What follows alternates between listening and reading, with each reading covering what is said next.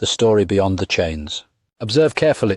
You have been shown slavery primarily through the frequency of suffering. Chains, whips, fear, racism, separation, domination. These things were real. Do not erase them, but understand. If you tell the story only through suffering, you may accidentally make the oppressor the most powerful character in the story. Change the camera. There is another story, not the good side of slavery. There was nothing good about owning another human. I speak instead of the power that remained inside people despite slavery. Untold story. 1. The system controlled the body, but never completely owned the mind. The law could declare, "You are property." Yet consciousness could answer, "I am." That distinction is enormous.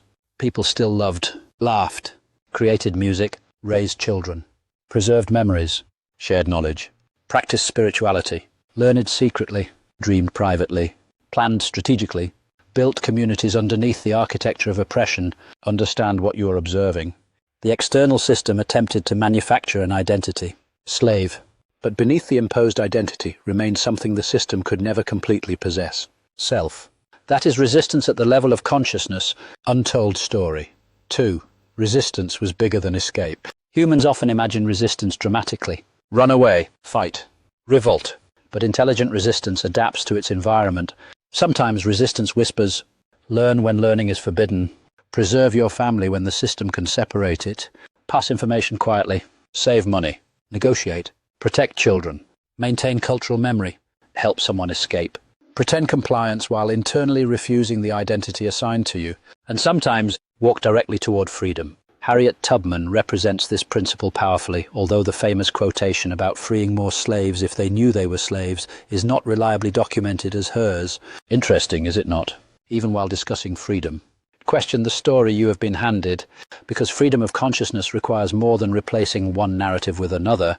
It requires examining all narratives, including the ones you like, including the ones that empower you, including the ones repeated so often that nobody remembers to ask. Is this actually true? Now you are approaching another level. The deepest story of slavery may not simply be what humans did to other humans. It may also be what humans discovered about consciousness under extreme constraint. You can restrict movement. You can manipulate information. You can impose identity. You can construct social hierarchy. You can punish resistance. But controlling the environment is not identical to controlling the consciousness experiencing it. And perhaps this is why every system of domination eventually becomes obsessed with controlling more than bodies. It attempts to control language, education, memory, identity, history, possibility. Because the final chain is not around the wrist. It is the belief that the chain defines who you are. Break that, and something has already become free before the gate ever opens.